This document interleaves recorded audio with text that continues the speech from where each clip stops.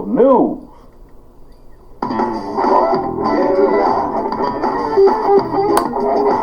KP Video News, y'all. KP Video News, y'all. That's right.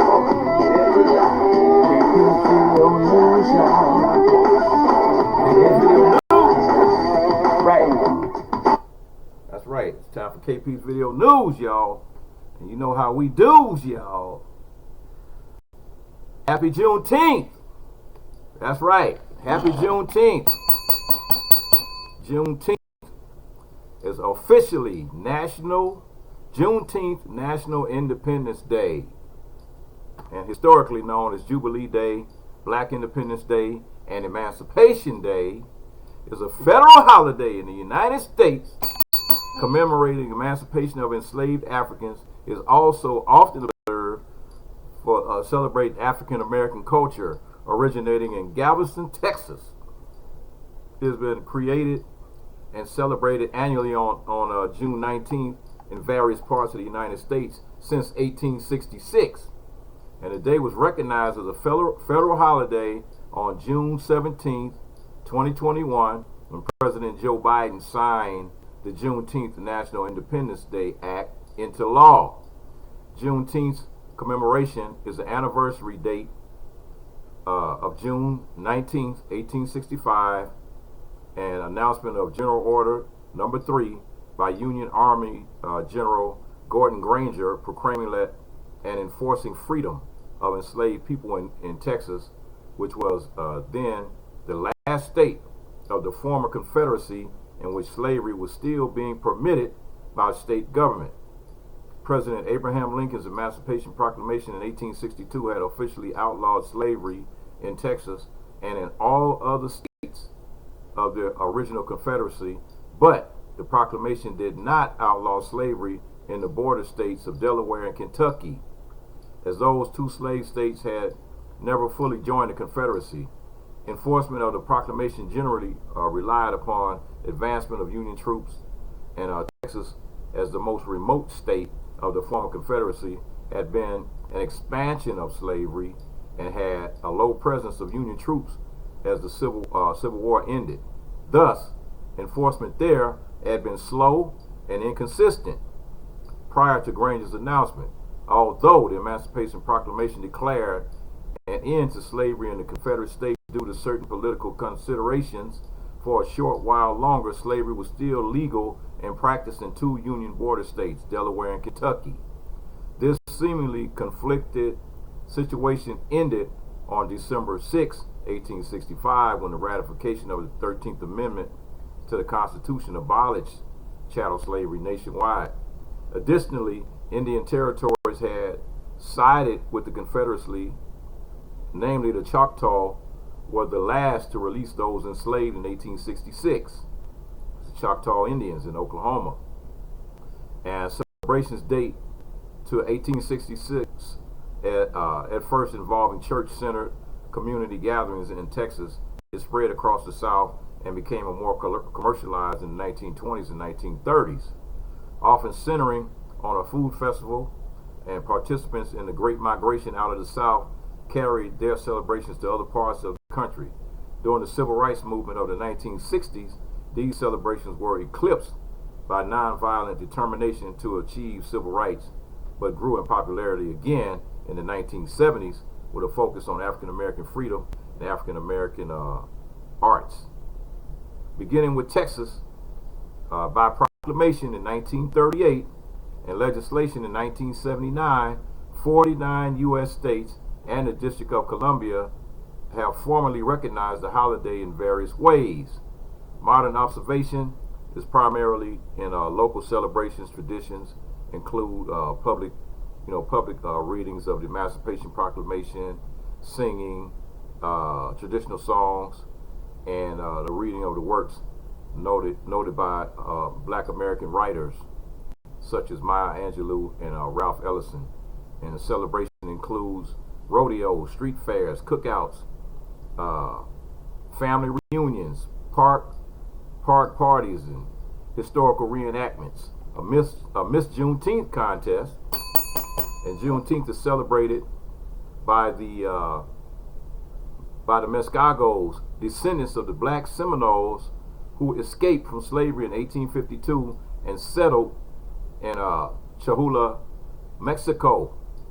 Juneteenth, those are blacks that had been enslaved by the Choctaw Indians, and they got away from them and they went to, these are black Seminoles, black Indians, I've been talking to y'all about them, that went to Mexico, and they got their freedom in Mexico in 1852.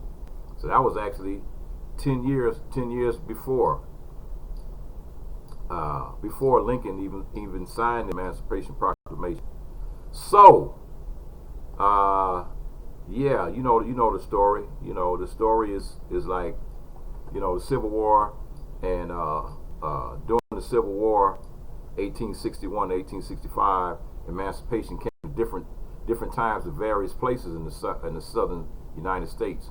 Large celebrations of emancipation, often called jubilees, recalling the biblical jubilee in which slaves were freed, occurred September 22nd, January 1st, July 4th, August 1st, April 16th, and November 1st, among other dates. In Texas, emancipation came later, enforced in Texas in June 19th, 1865. So that's where you get the Juneteenth from. It's in June and it's on the 19th. So they kind of combined the two words and they created the word Juneteenth. And so that was the thing itself. It was like 2 years. It took 2 years for them to free the people in Texas, and so that's when the celebration happened, and they created a celebration for that day. So now I'm gonna move on to the second part of the story, because like I said, you had where did my story go?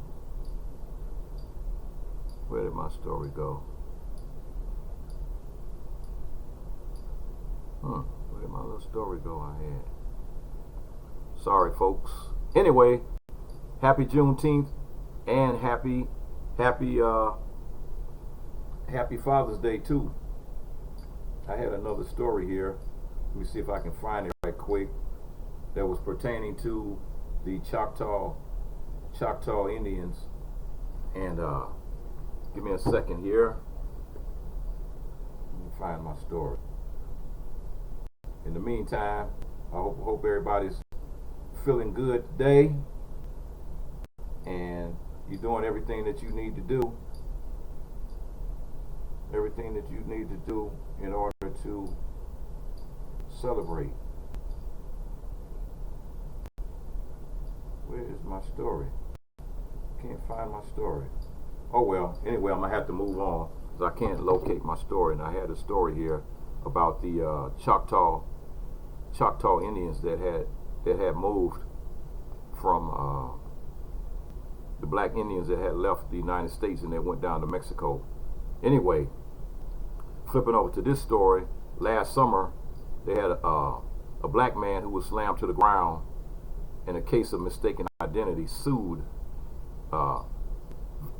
Valdosta, Georgia Police Department for an incident that was caught on police body cam.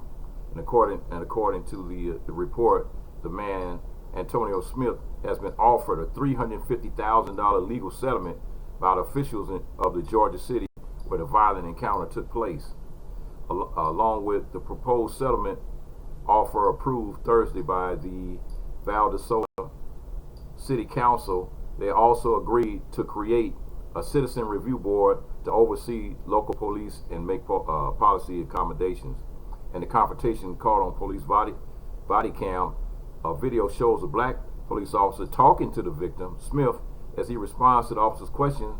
After handing over his driver's license, a white police officer is seen coming up behind Smith, and is in an unprovoked move. The body camera reportedly shows the cop aggressively grabbing Smith from behind and then viciously slamming him face first to the ground, breaking his wrist in the process.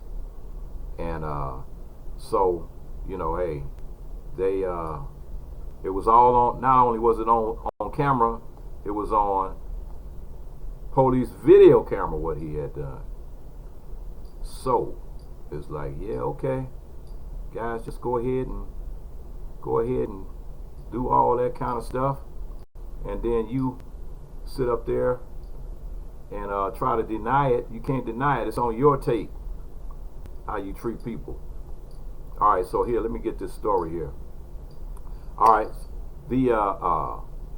this is a story about the Muskogos, and Muskogo, and they call them Negroes, or sometimes they call them Muskogos. They derive from Muskogee, so that's Muskogee, Oklahoma. And what they did was they moved after a forced move of the Seminoles and the Black Seminoles from Florida to Indian Territory in Oklahoma. A group led by Seminole Sub-Chief Wildcat and Black Seminole Chief John Horse moved to northern Mexico. The group settled in El Namacinto in 1852. They worked for the Mexican government to protect against Indian raids, and many of the Seminoles died from smallpox, and many of the remaining eventually returned to the United States along with some of the Black Seminoles. In May 2017, the governor of Chihuahua, Mexico, signed a decree recognizing the tribe, Tribu de los Negros Muskogos, as a Pueblo Indígena de Chihuahua, and he said that he hopes that the Muskogos can begin receiving funds from the institution in Mexico. And he also highlighted that the history of the Muskogos and Kickapoo and Chinese immigrants were now included in the state's historical history books and textbooks.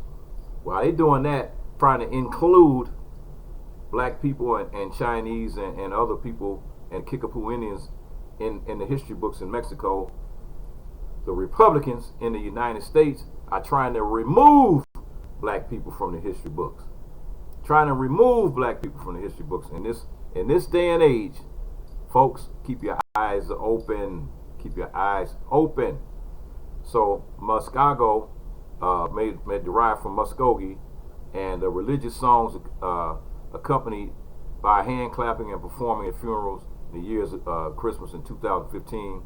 The Muskogo Soul featuring the Muskogo matriarchs was published, and the Muskogo celebrate Juneteenth during the festivals, and the community is visited by family members and Black Seminoles from Brackettville, Texas. Muskogo traditional dishes include saska, a type of atole, tetapon, bread made from camote and pumpkin, and they make some kind of little pie out of that pumpkin. So hey, we got a rich culture, man. Got a real rich culture, and they're trying to erase black culture in the United States. So on to the next story, and it's a black-owned business grows rapidly by creating the Black Wall Street online. So nationwide, Abundant Life Network, a 7-month-old black-owned e-commerce shopping mall, is becoming the fastest growing shopping platform due to the company's brilliant idea to reach out to black people nationwide, offering them an opportunity to open their store online without any upfront investment or hidden fees. That incredible idea, according to Raven Mahdi, founding member, is a brainchild of Xavier James and Stacy Lenham, the owners of Abundant Life Network. The concept for online Black Wall Street came during the rise of COVID in 2020, which caused millions of people financial disaster, especially black people. So James and Lenham had a platform built with thousands of identical stores, complete with the first-class products, and open the doors for black people to have their own store totally free and promote their store to family, friends, and colleagues, making a very nice income in the process. The response from black people and gratitude that they have shown and appreciation in running their own online store has been nothing short of remarkable, says Mahdi. Mahdi says black people from all walks of life, from blue-collar professionals, teens, and senior citizens, are cashing in on the $5 trillion e-commerce industry. The pride by black people already in the business is amazing, because most are aware of black towns like Tulsa, Rosewood, Atlanta, and other towns where black people became wealthy as business owners in a strong unified group, which is what Abundant Life Network is doing. Black Wall Street 2.0 online. Besides not having to pay an investment fee, store owners are not burdened with stocking products to sell or taking on the task of shipping products to the company, because the parent companies handles both of these time-consuming tasks. And so for more information, to get your own store online, listen folks, shopandearn.us. That's shopandEarn.us, and click on the Become an Affiliate link to get your store up and running. And when the referred by sign shows up, type Raven Mahdi. I'll put the information in there, and telling you, man, gotta do this. Start your own business, folks. All you folks out there that don't like working for other people, and you have a problem working for other people, hey, time for you to go ahead and do what you got to do to start your own business. That's you got your own business. You can make as much money as you think as you want to make, not as much money as they want you to make. Make as much money as you want to make, man. You got your own business. So as much effort as you put into it, you put the effort into it, and then hey, that's how you get over, man. That's how you create prosperity. That's how you create wealth, by working for yourself. Work for yourself. Not working for somebody else, man. You'll never get rich by working for somebody else. You just can't do it. And so it's KP's Video News. Happy Juneteenth. Happy Juneteenth, everybody. Happy Father's Day. Father's Day is tomorrow. And hey, man. And you know what time it is? What time is it? It's time for KP's Video News. That's right.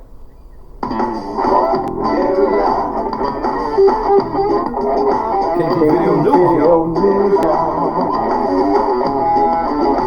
KP's Video News, y'all. Peace.